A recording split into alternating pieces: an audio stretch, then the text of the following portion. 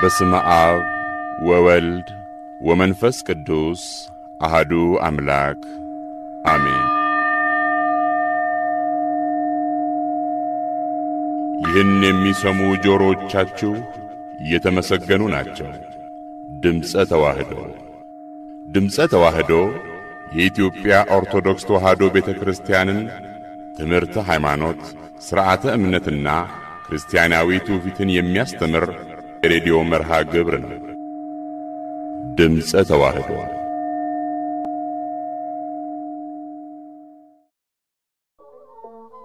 በስመ አብ ወወልድ ወመንፈስ ቅዱስ አሐዱ አምላክ አሜን። አበው ይናገሩ፣ እስኪ ቀስቅሷቸው አበው ይናገሩ። የምንኩስና ግብር ምን ነበር ምስጢሩ? የክርስትና ሕይወት ምን ነበር ተግባሩ? መቃብሩን ክፈቱና አበው ይመስክሩ። እኔስ ሰው አማረኝ የሃይማኖት ጀግና፣ ወልድ ዋህድ ብሎ በእምነቱ የጸና። ጀግና ሰው አማረኝ ጠላት አሳፋሪ፣ ንጽሕት ድንግል ብሎ እምነቱን መስካሪ። ነቢያት በመጋዝ የተሰነጠቁት፣ ሐዋርያት ቁልቁል የተዘቀዘቁት፣ ሰማዕታት በሳት የተለበለቡት፣ ቅዱሳን በገዳም ደርቀው የተገኙት፣ ምስጢሩ ምን ነበር? አበው ይናገሩት። ይናገር ዝቋላ ግሸን ላሊበላ፣ የቅዱሳንን አጽም ለምን እንዳልበላ። ዋልድባ ይናገር ዜጋ መልም ሳይቀር፣ እንባቸው መፍሰሱ ለምን እንደነበር። ነበር ወይ ፈልገው ሹመት ሽልማት፣ ወይስ ሀብት ንብረት የተሟላ ቤት? ወይስ አምሯቸው ነው ፈልገው መሞት? እናንተ ገዳማት ምስጢሩን አውሩት። ጎበዝ ሰው አማረኝ በእምነቱ የጸና፣ ምግባር ሃይማኖቱ በእጅጉ የቀና። እንጦንስ የወለደው በምግባር በእምነት፣ ተምሮ ያደገ ከተክለ ሃይማኖት። የጊዮርጊስ ወገን የት ነው የማገኘው? በመሃል ከተማ ባራዳ ውስጥ ነው? ወይስ በዝቋላ በደብረ ሊባኖስ በደብረ ዳሞ ነው? ወገን ሰው ናፈቀኝ ዓይኔን ሰው አማረው፣ የሃይማኖት ጀግና የት ነው የማገኘው? ልግባ ወይ ዋልድባ ጫካ ካለበት፣ ማኅበረ ሥላሴ ከቅዱሳን ቤት። አክሱም ግሸን ማርያም ከቃል ኪዳን ቦታ፣ ይገኛል ወይ ጀግና ጠላት የሚረታ? ፈሪሃ እግዚአብሔር በልቡ ያደረ፣ ቤተ ክርስቲያንን ያልተደፋፈረ። የት ነው የማገኘው ለሃይማኖቱ ማች፣ ለተዋህዶ እምነት ጠበቃ ተሟጋች? የወገን መመኪያ የካሃዲ መቅሰፍት፣ ማን ነው እሱ ጀግና? ተኝቶ እንደሆነ ይነሳ ቀስቅሱት፣ መቃብሩን ክፈቱት አበው ይመስክሩ። ወገን ሰው ናፈቀኝ ዓይኔን ጀግና ማረው፣ በእምነቱ የጸና የት ነው የማገኘው? ብቅ ይበል እንየው እሱ ማን ነው ጀግና? በጎቹን ከተኩላ ነቅቶ የሚጠብቅ፣ መከራ ቢከበው ከቶም ማይሰቀቅ።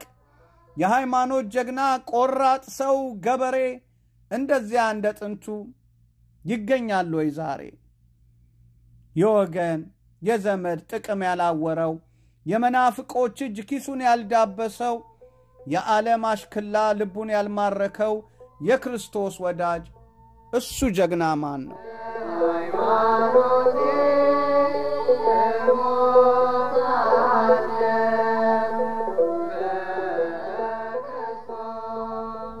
ምስጢርን ከምስጢሩ አንድ አድርጎ ቀምሮ፣ ወልድ ዋህድ ብሎ ሃይማኖት መስክሮ፣ እንጦንስን መቃርስን በልቡ ያኖረ፣ ከአትናቴዎስ ከቄርሎስ ጥበብ የተማረ።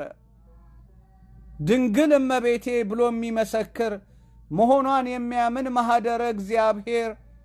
ቋቅ እንትፍ ብሎ የጠላ ክህደትን፣ ትንታግ ምላሳም ጭንግፍግፉን፣ ልሳነ ጤዛ መናፍቅን፣ ወልደ አርዮስ ዲቃላውን። በሰይፈ ሥላሴ የሚቀላ ጀግና ማን ነው ብቅ ይበላ?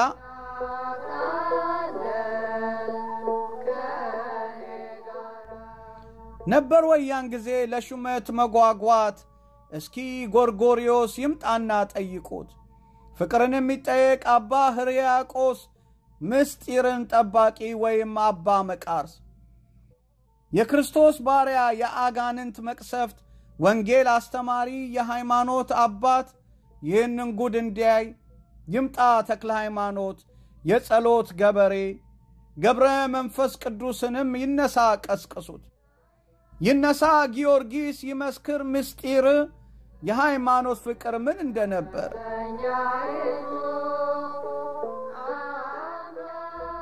ከናቶቻችንም አሉ ለፍጥረት ያዘኑ ዲያብሎስ እንዲማር ጌታን የለመኑ ስንቱን ልዘርዝረው የአባቶችን ሙያ መር ብለው የወጡት ከሥጋ ገበያ ጾም ጸሎት ነበረ የሃይማኖት ጋሻ መልከስከስ ምንድነው እንዳበደ ውሻ እንደ መስኖ ውሃ ከነዱት መነዳት ዓላማው ምንድነው የዘመኑ ወጣት እኔስ ሰው አማረኝ የሃይማኖት ጀግና ወልድ ዋህድ ብሎ በእምነቱ የጸና አይኔን ሰው አማረው ጀግና ሰው ገበሬ ሃይማኖት መስካሪ እንደ ጥንቱ ዛሬ ወስብሃት ለእግዚአብሔር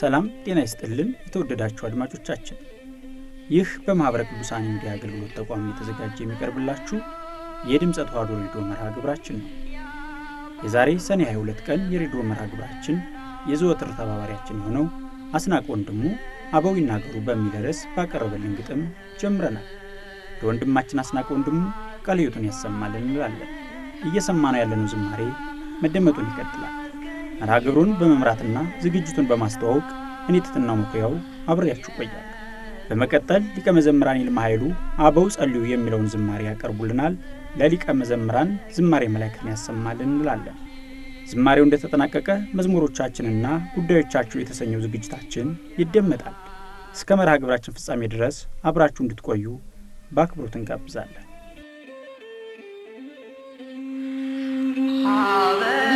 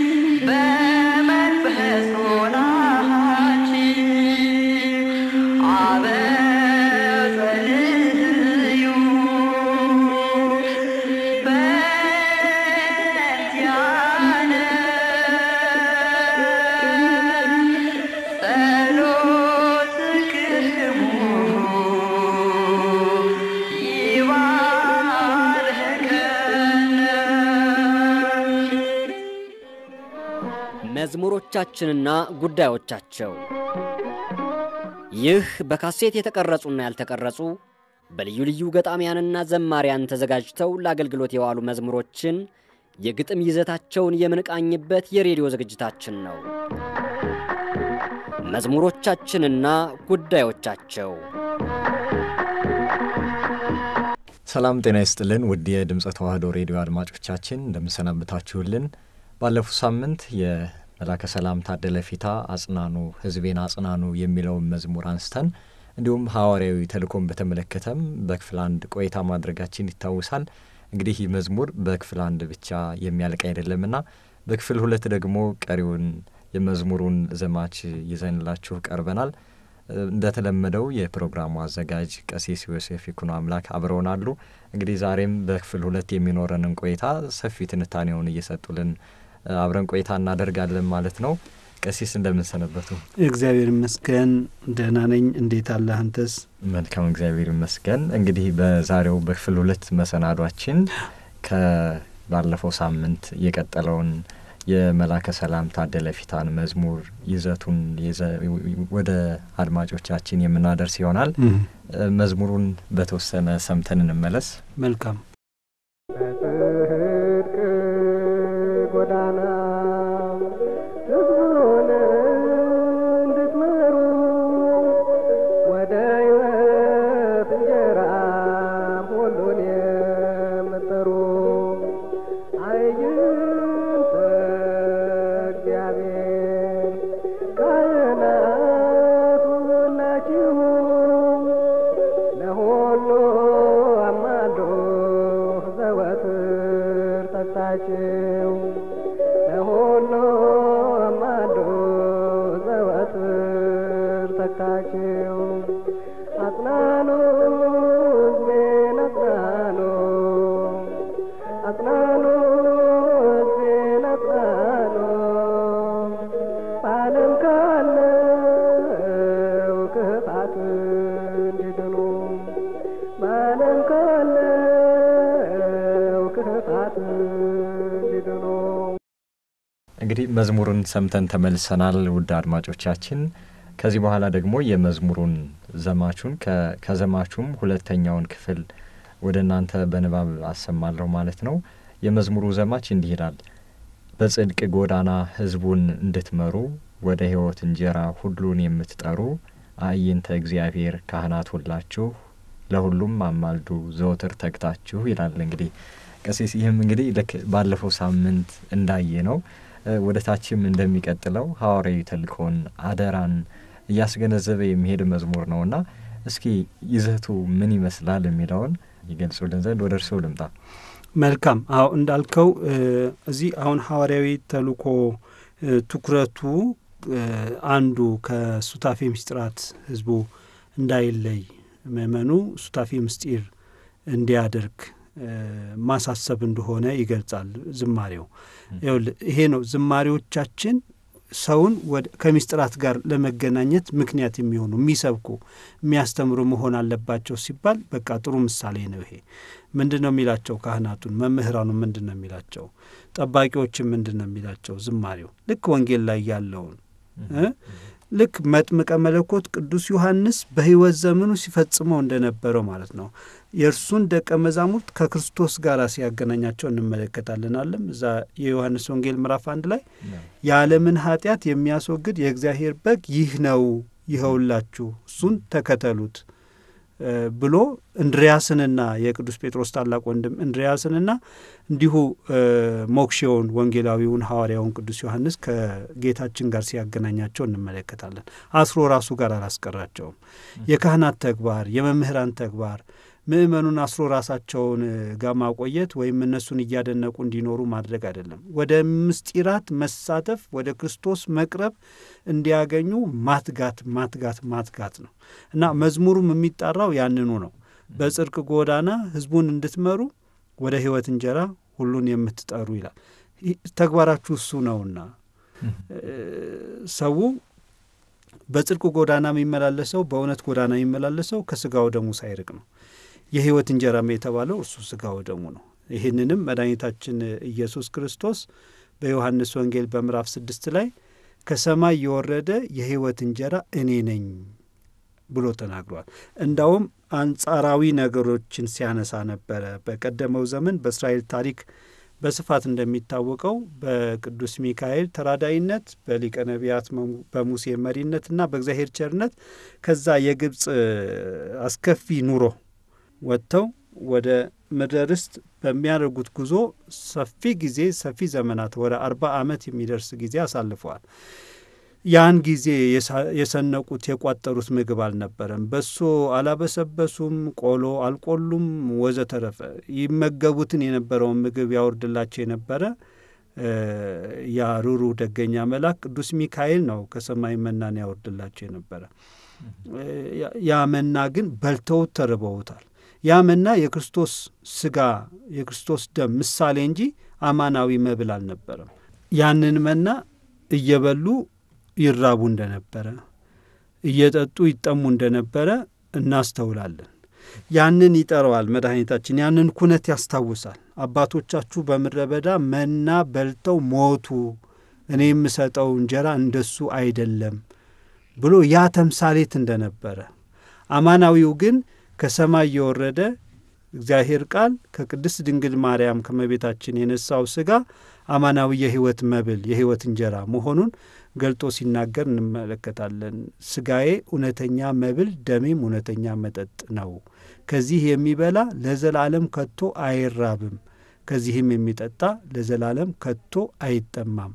ሥጋዬ እውነተኛ መብል ደሜም እውነተኛ መጠጥ ነውና ብሎ ሲናገር እንሰማዋለን። እና ወደ ሕይወት እንጀራ የሚለው ሁልጊዜ ሕይወት የሚሰጥ ሕይወት ያለው ምግብ ነው። እንግዲህ አንዳንድ ጊዜ ፈረንጆቹ ይሉታል እያልን የምንናገረው ነገር አለ አይደለም። ሰው የሚበላውን እርሱን ይመስላል ይላሉ ፈረንጆች እንላለን። ሰው የሚበላውን እርሱን ይመስላል ይላሉ። የሚበላው የሞተ ነገር ከሆነ ሰው ደግሞ ያንኑ ይሞታል ማለት ነው። ሰው ሕይወት ለማግኘት ሕይወት ያለው ነገር መብላት አለበት ማለት ነው። ሕይወት ያለው መብል ሕይወት ያለው መጠጥ ሕይወት የሚሰጥ የክርስቶስ ሥጋና ደም ብቻ ነው፣ ሌላ የለም። ሕይወት ያለው ለዛ ነው ይህ የምቀበለው የክርስቶስ ሥጋው ደሙ ሕይወት መድኃኒት ይሁነኝ ብለን ተማጽኖ አድርገን የምንቀበለው የሕይወት እንጀራ ነው።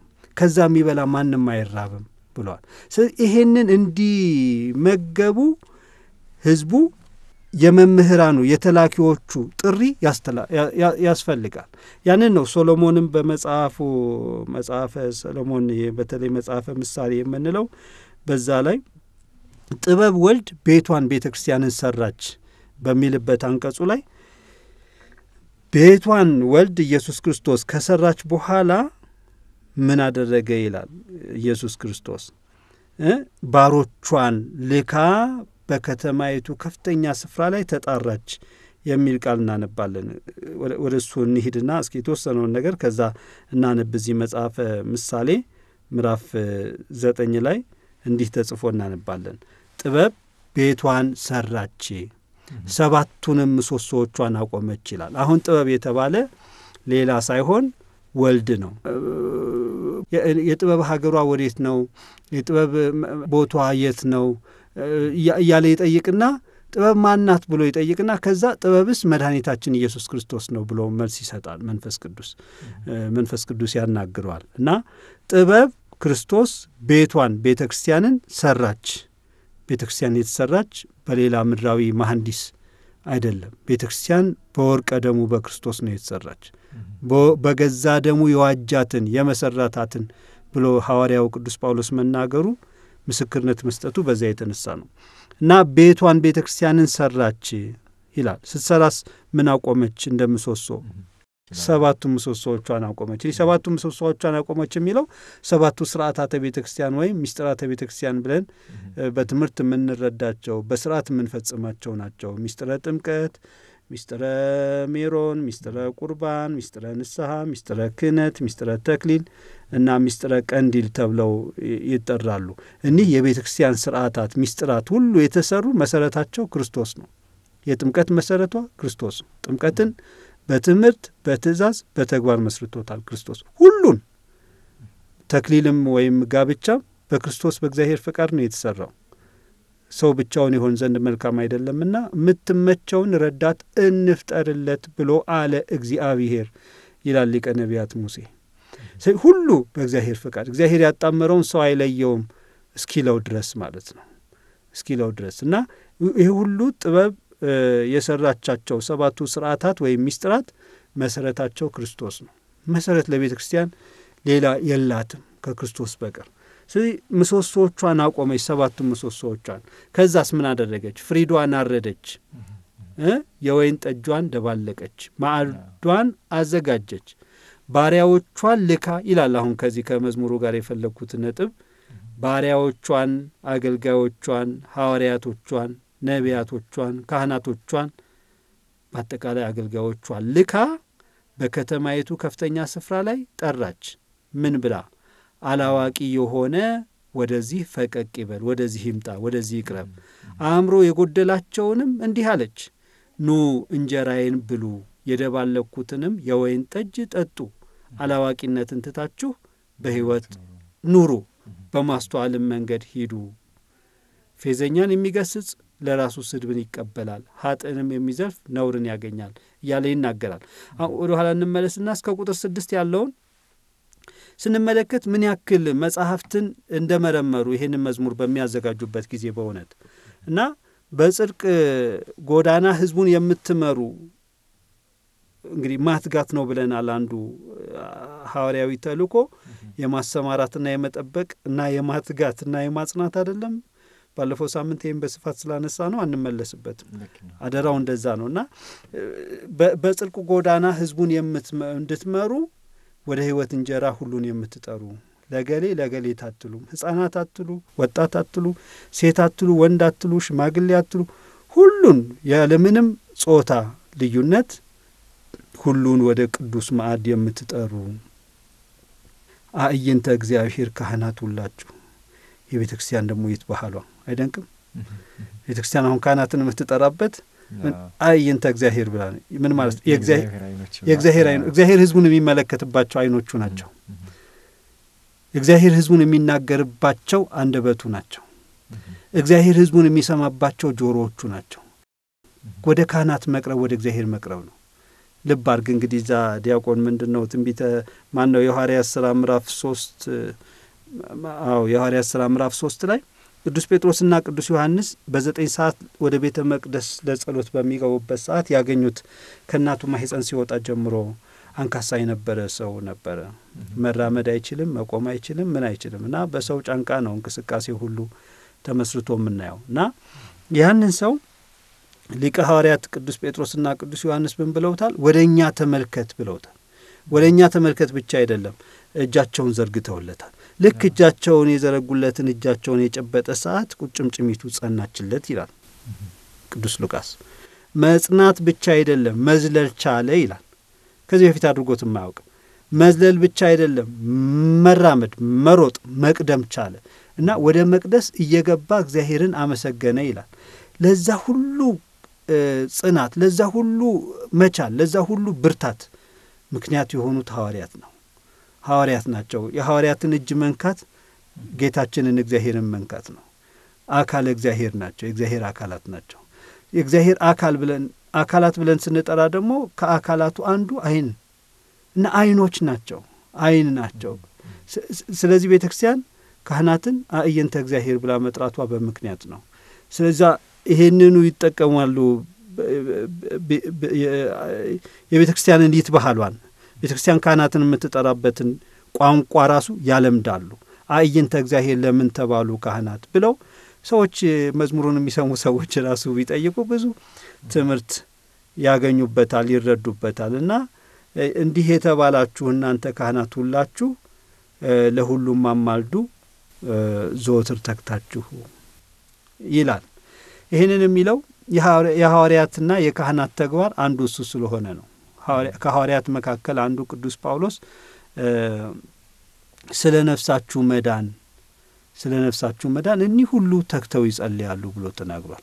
ራሱም ቢሆን ስለ እናንተ መዳን ገንዘቤን፣ ጊዜን ብቻ አይደለም ሕይወቴንም እንኳ ነፍሴንም እንኳ ከፍላለሁ ብሎ በተለይ ቆሮንቶስ መልእክቱ በምዕራፍ 12 ቁጥር 15 ላይ ይናገራል ቅዱስ ጳውሎስ። ሕይወት ይከፍላሉ። ሕይወታቸውን ኑሯቸው የሐዋርያት ስለ ሕዝቡ ጥቅም ነው። ያን ነው እኮ ይዞ በእነዚህ በሁለት ሀሳቦች ይጨነቃለሁ፣ የትኛውን እንደምመርጥ አላውቅም፣ አልተረዳሁም፣ የትኛውን መምረጥ እንዳለብኝ አቃተኝ። በአንድ በኩል ወደ ክርስቶስ ብሄድ ከእሱ ጋር ብኖር ይሻለኛል፣ እሱ ከሁሉ ይልቅ የሚበልጥ ነውና ይላል። በሌላ በኩል ደግሞ በዚህ መኖሬ ለእናንተ ጥቅም ነው፣ እንደኔ ግን ብሄድ ከክርስቶስ ጋር ብኖር እናፍቃለሁ፣ ይህ ከሁሉ ይልቅ የሚሻል ነው ይላል። ስለዚህ ኑሯቸውም ለክርስቶስ ነው ማለት ለሕዝቡ ነው። ለእግዚአብሔር ሆኖ ብንኖር ለእግዚአብሔር ብንሞትም ለእግዚአብሔር ብለው ተናግረዋል። ለሕዝቡ ጥቅም ነው የሚኖሩት እንጂ ለራሳቸው ብቻ አይደለም። እኔ ወይም ለእኔ የሚለው ሐሳብ በኖ ጠፍቶላቸዋል። በማን ተተክቷል? ለሕዝቡ የመኖር ነቢያትም እንደዛ ናቸው። እንደ ሊቀ ነቢያት ሙሴ እኮ ሕዝቡን የማትምር ከሆነ ሕዝቡን ማር እንጂ ምሕረት አድርገህ ይቅርታ አድርገህ ቸርነትህ በስቶ የሕዝቡን ኃጢአት አንተ በቸርነትህ ይቅር በል። ያን የማታደርግ ከሆነ ግን አስቀድመህ ስሜን ከሕይወት መጽሐፍ መዝገብ ላይ ደምስስልኝ ብሎ ለውጥ አድርጎ ራሱን አቅርቧል። በሕዝቡ ፍቅር የታሰሩ ናቸው። ምን አገባን፣ እኛ እንኑር ሌላው ይጥፋ፣ እኛ እንክበር ሌላው ይዋረድ የሚል ጠባይ የለባቸው። ተላውያነ ሐዋርያት፣ የሐዋርያት ተከታዮች፣ እውነተኞቹ ካህናትም ያለዚህ ሌላ ጉዳይ የላቸው። መንጋው ነው የሚታያቸው። መንጋውን ለስጋው ደግሞ ማብቃት ላይ ነው ትጋታቸው። ወደ ንስሐ ተነሳሂነት እንዲታይባቸው ማድረግ ነው ዋና ስራቸው፣ ዋናው ተልኳቸው እና ከዚህ አንጻር ነው እንግዲህ የመዝሙሩም ግጥም ሲሰናዳ በዛ አንጻር ያንን ታሳቢ ተደርጎ የተዘጋጀው። እንግዲህ በጽድቅ ጎዳና ሕዝቡን እንድትመሩ ወደ ሕይወት እንጀራ ሁሉን የምትጠሩ አይንተ እግዚአብሔር ካህናት ሁላችሁ ለሁሉም አማልዱ ዘወትር ተግታችሁ። ስለ በደሉ ሰዎች እንማልዳለን ብሎ ዲያቆኑ እኮ በእንተ ቅድሳት ሲያነብ ስለ በደሉት እግዚአብሔርን ስላሳዘኑት ሰዎች ሁሉ ሳይቀር ይማልዳል። ከሕዝብ ሁሉ ከሰው ሁሉ አልፎ ስለ ነፋሳት፣ ስለ ዝናማት ሁሉ ይማልዳል። ለነገስታት ሁሉ እግዚአብሔር ልቦና እንዲሰጥ ሰፊ ዘመናት እንዲሰጥ ይለምናል። እና አንዱ የቤተ ክርስቲያን ተልኳ ወይም ተግባሯ ይህ ነው እና ያንን ያመላከተ፣ ያንን ያረሳ፣ ያንን ያገናዘበ ዝማሬ ነው የሚዘምሩት። መላከ ሰላም ታደለ ዝማሬ መላእክት ያሰማልንና ማለት ነው። በጣም ሰፊ ይዘት ያለው ሰፊ ነገር የሚያስተነትን ጉዳይ ነው። በዚህ በአጭር ደቂቃ በመዝሙር አሰናድተው ያቀረቡልንና እንግዲህ ውድ አድማጮቻችን አሁንም ቆይታችን እንደቀጠለ ነው። በዛሬ በክፍል 2 ቆይታችን ሁለተኛውን ወይም ደግሞ በአጠቃላይ በመዝሙሩ ሶስተኛውን ዘማች ወደ እናንተ የምናደርስ ይሆናል ማለት ነው። ስለዚህ መዝሙሩን ሰምተን እንመለስና እንደተለመደው የመዝሙሩን ዘማቹን አንብበን ወደ ትንታኔው የምናልፍ ይሆናል። አሁን መዝሙሩን ሰምተን እንመለስ።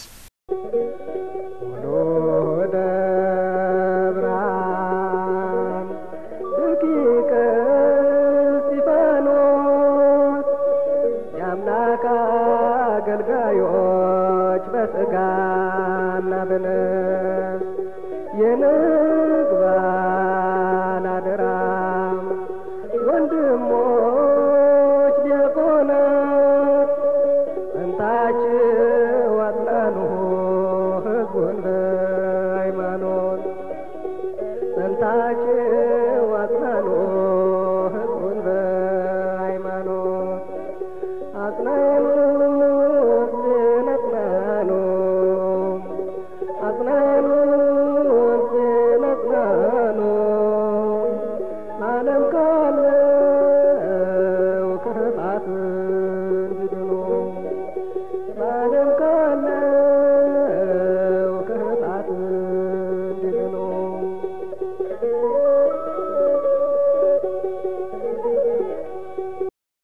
የመዝሙሩን ዘማች ሰምተን ተመልሰናል። ውድ አድማጮቻችን እንግዲህ እንደተለመደው ቀደም ሲልም ስናቀርብላችሁ እንደነበረው የዘማቹን ግጥሙን አንብበን ወደ ትንታኔው የምናልፍ ይሆናል ማለት ነው።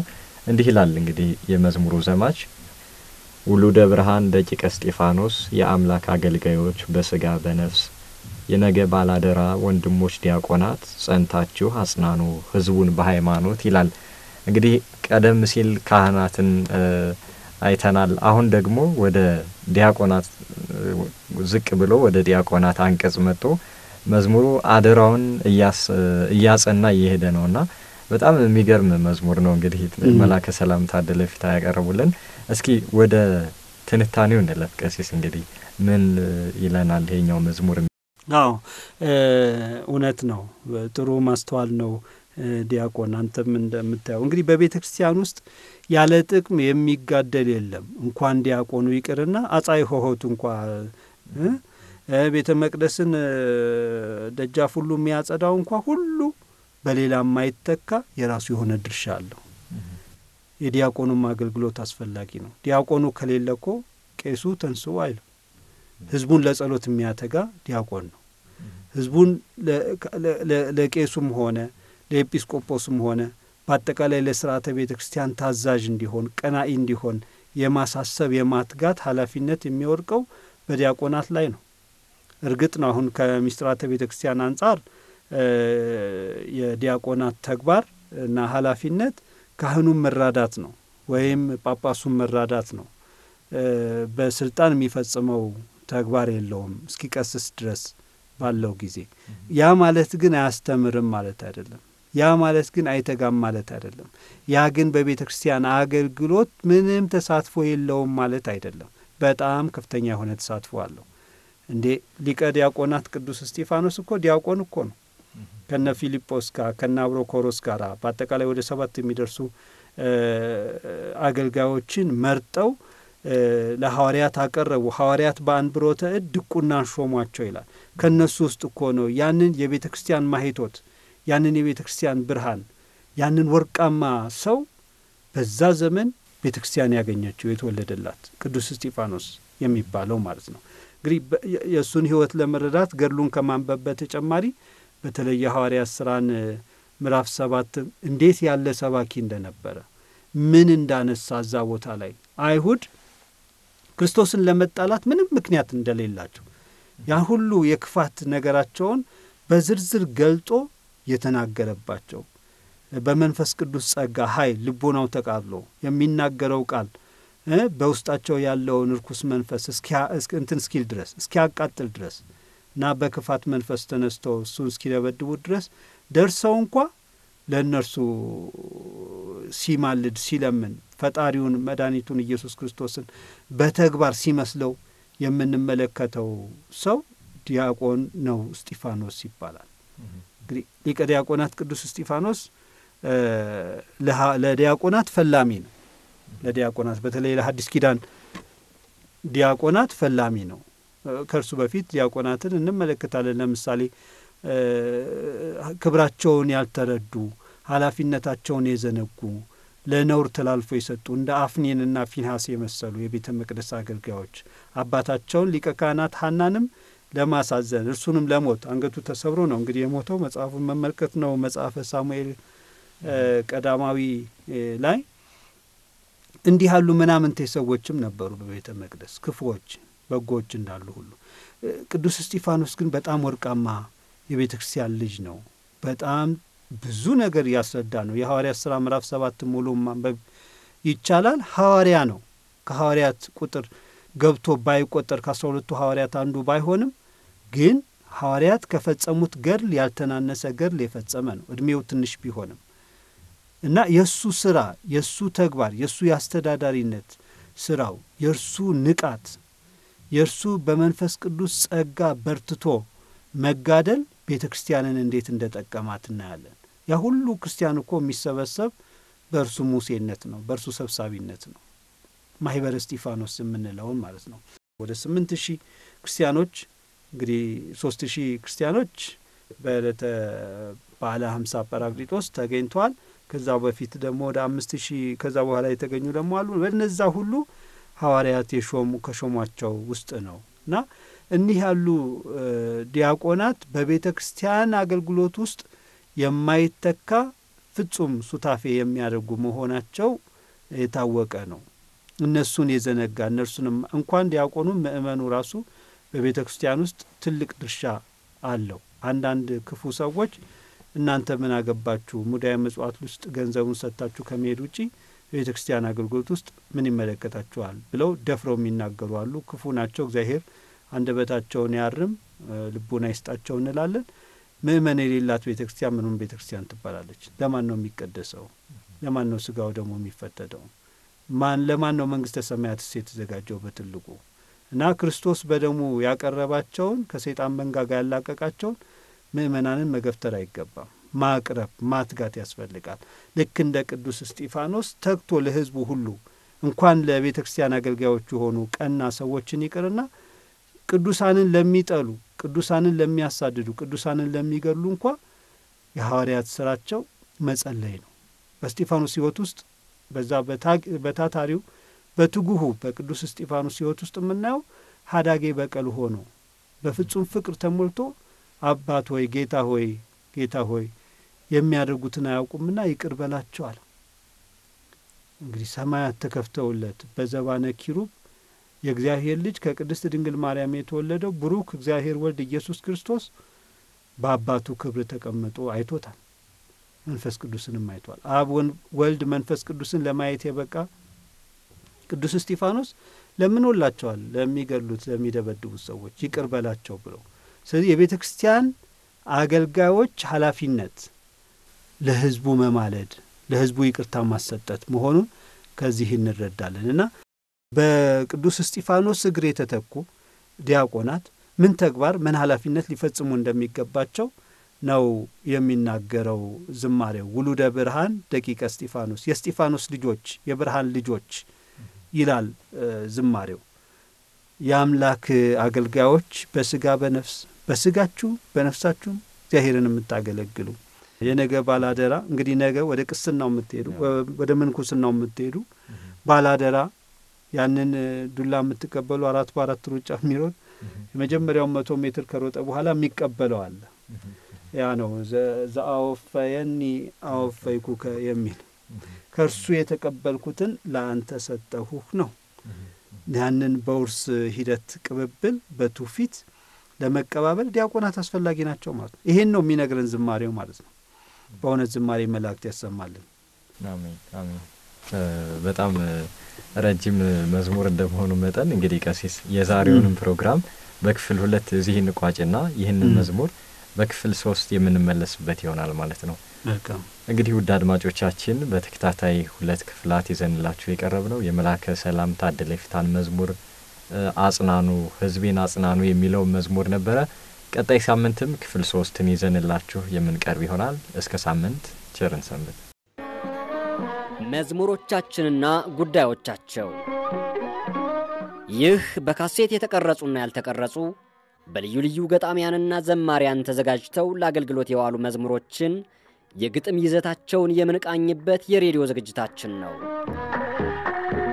መዝሙሮቻችንና ጉዳዮቻቸው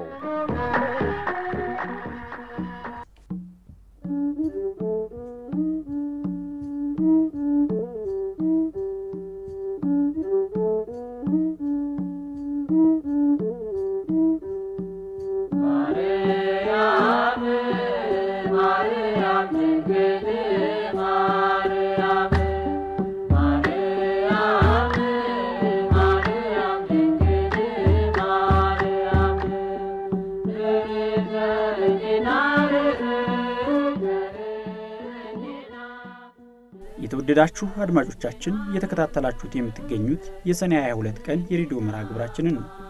አብራችሁን ስለሆናችሁ በልዑል እግዚአብሔር ስም እናመሰግናችኋለን።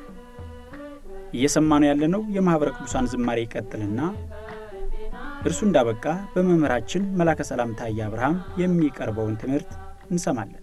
አሁንም እስከ መርሃ ግብራችን ፍጻሜ እንዳትለዩን በአክብሮት እንጋብዛለን።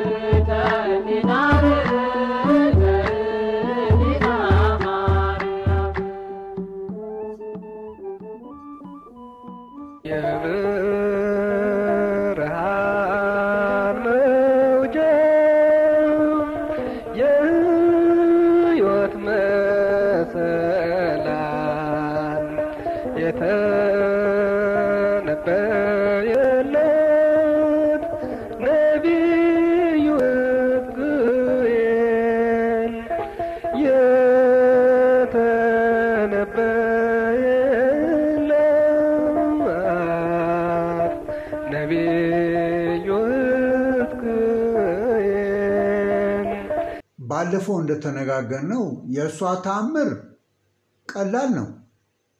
የአምላክ እናት ከመባል የበለጠ ተአምር የለም። እናትም ድንግልም ከመባል የበለጠ ተአምር የለም። ነገር ግን ዝቅ ብላ ማንም እንኳን መላእክትም ቅዱሳን የሚሰሩ ተአምር ትደርስላችኋለች፣ ትረዳችኋለች ለማለት ነው የምገልጸው። ለዚህ ነው ደርሶስ የሚሰበስበው ተአምሯን። ስላከበራት ከበራ ሾመችው ማለት ነው። ቤተክርስቲያን የኤጲስቆጶስነትን ሰጥተዋለች። እሷ ደግሞ ማንም የኤጲስቆጶስም ቢሆን የማይቀመጥበት መንበር እና አሰጥተዋለች ሰማያዊ። ሌላ ሰው ግን እኔም ሰው ነኝ ኤጲስቆጶስ ነኝ ብሎ በዛ መንበር ላይ መቀመጥ አይችልም። እንዴ ሰው አይደለም? እንዲህ ምን አለ እንትናም ሰው ነው፣ ደርሶስም ሰው ነው፣ ኤጲስቆጶስ ነው፣ ሌላ ኤጲስቆጶስም ሰው ነው። ታዲያ በደርሶስ ወንበር ላይ ለምን አይቀመጥም የሚል ሰው ቢኖር ነው። ሙሴም ሰው ነው፣ አሮንም ሰው ነው። ኦሪት ዘኍልቍ ምዕራፍ 16 እንመልከተው። እኛም የሌዊ ልጆች ነን። ምንድነው ወንድምና ወንድም ብቻ አንዱ መስፍን ሌላው ካህን ሆኖ በእኛ ላይ የሚሰለጥኑት በማለት ተነሱ። ታውቋቸዋላቸው። እነ ዳታንና አቤሮን እነ ቆሬ ከነ ቤተሰቦቻቸው ህዝቡን ቀሰቀሱ። ህዝቡ ሁሉ ቅዱስ ነው እያሉ የአሮንን ክህነትና የሙሴን ምስፍና በጡንቻ ማግኘት ይቻላል? ሞከሩ እኮ። መሬት አፏን ከፍታ አልዋጠቻቸውም። እናንብባ እናንብብ። ዝም ብሎ አንብበን እናገናዝብ እንጂ። ኦሪት ዘኍልቍ ምዕራፍ 16 ከቁጥር 25 እስከ 35 እንኳን በአጭሩ ብታነቡ ታገኛላችሁ።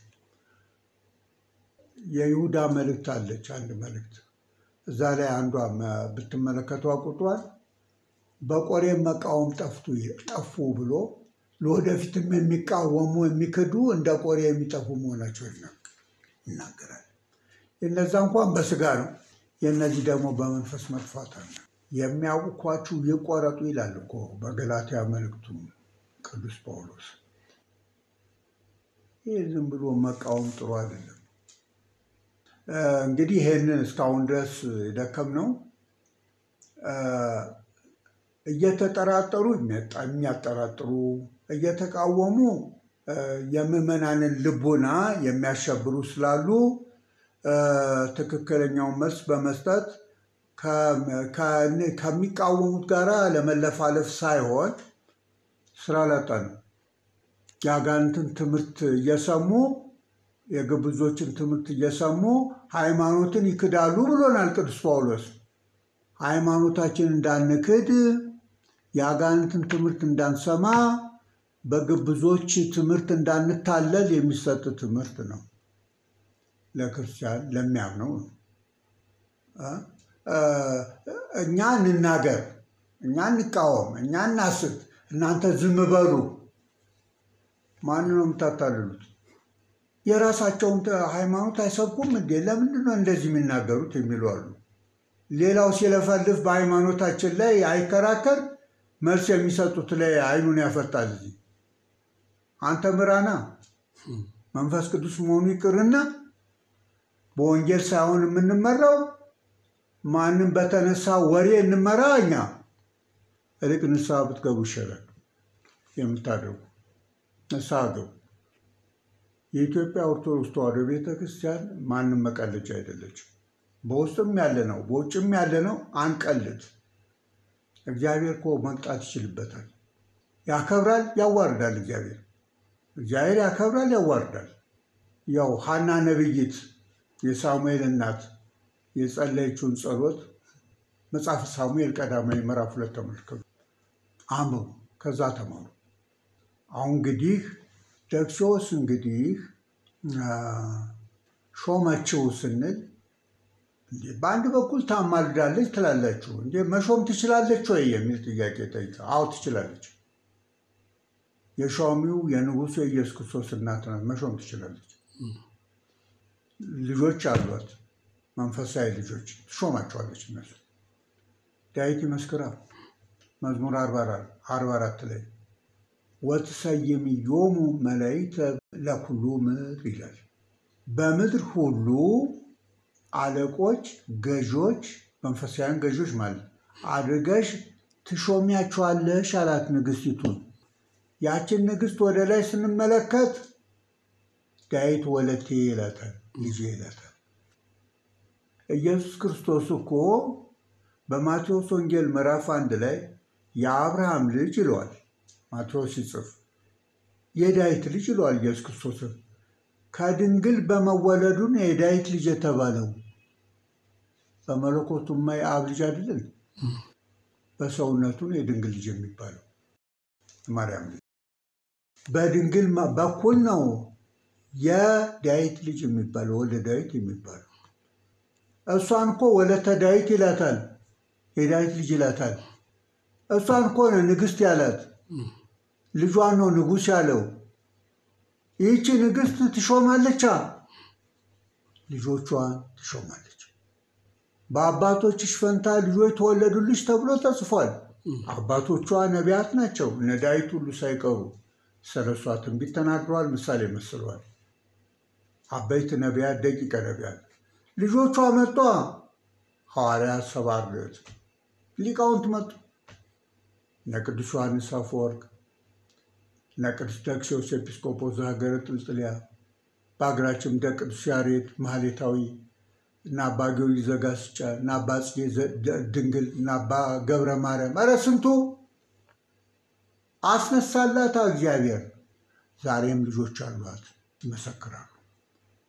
እምነ ጽዮን ይሏታል፣ እናታችን ጽዮን። ባለፈው ተተርጉሟልና አይደገምም። እናታችን እመቤታችን ማርያም ሆይ አማልጅን እንላለን። ሳሊ ለነ ቅድስት ሆይ ለምኝልን። በቀደመ ልመኗ መሐር ወልድየ ወተዘከር ኪዳኔ ብላ ታስመረናለች። ለነፍሳችን ቤዛ ናት። ከክርስቶስ ጋር ታስታርቀናለች። ከእሷ የነሳውን አማኑኤል የነሳውን ስጋውና ደሙን እኮ ነው የምንቀበለው። ስጋው የዘላለም ሕይወት ነው፣ ደሙም የዘላለም መጠጥ ነው። ስጋዬን የበላ ደሜን የጠጣ የዘላለም ሕይወት አለው አለ። ለመለኮት ስጋና ደም እኮ የለውም፣ ከድንግል የነሳው ነው በተዋህዶ። እግዚአብሔር መድኃኒት አድርጎ ፈጥሯት ነው እንዲህ አዳም የሚቃወም? ወደዳት እኮ። በስጋ ማርያም እኮ ነው ከአባቱ ጋር በመንበር በዙፋን አለ የሚባለው። እንደ ምድራዊ ዙፋን መሰለን እንዲህ አይደለም እኮ። ሰማይ ዙፋኔ ነው እኮ የሚል ነው በኢሳይያሳቱ። ትንቢተ ኢሳይያስ ምዕራፍ 22 መመልከት ነው። እንዴት አድርጎ እንዳከበራት ተመልከቱ። የልጇን ትህትና፣ እሷ ትሁትም ብትሆን ምን ያህል እንዳከበራት ተመልከቱ። ስለዚህ ይእቲ ተአቢም ኪሩቤል ወትፈደፍድ ሱራፌል እንላለን ከቅዱስ ኤፍሬም ሶርያዊ ጋር። ከሱራፌልና ከኪሩቤል እኮ አይደለም የተወለደው። እነሱማ ፊታቸውን ይሸፍናሉ፣ እግራቸውን ይሸፍናሉ፣ ለተልእኮ ረበው ይታያሉ። የእነሱን ጌታ እኮ ነው የወለደችው። ታዲያ እሷ ያልከበረች ማን ይከብራል? የብርሃን መውጫ የሕይወት መሰላል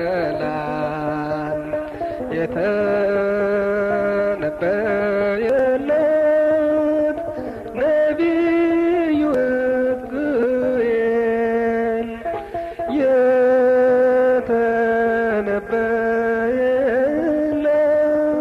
የተነበየለት ነቢዩ ሕዝቅኤል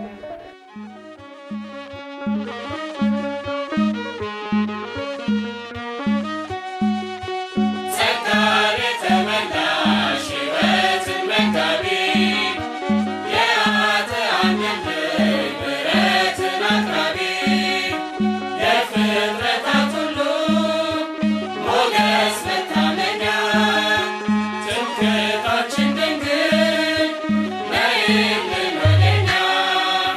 ጸጋን የተመላሽ ሕይወትን መጋቢ የኃጥአን ልብ ምሕረትን አቅራቢ የፍጥረታት ሁሉ ሞገስ መታመኛ ትምክህታችን ድንግል። አድማጮቻችን እስካሁን ድረስ አብራችሁን በመቆየት ዝግጅቶቻችንን ስትከታተሉ ስለነበር ከልብ እናመሰግናለን። ከቀሪ የማኅበረ ቅዱሳን የቴሌቪዥን ዝግጅቶች ጋር መልካም ቆይታ እንዲሆንላችሁ በመመኘት የምሰናበተው ትሕትናው መኩሪያው ነኝ። ሰላም እግዚአብሔር ከሁላችን ጋር ይሁን።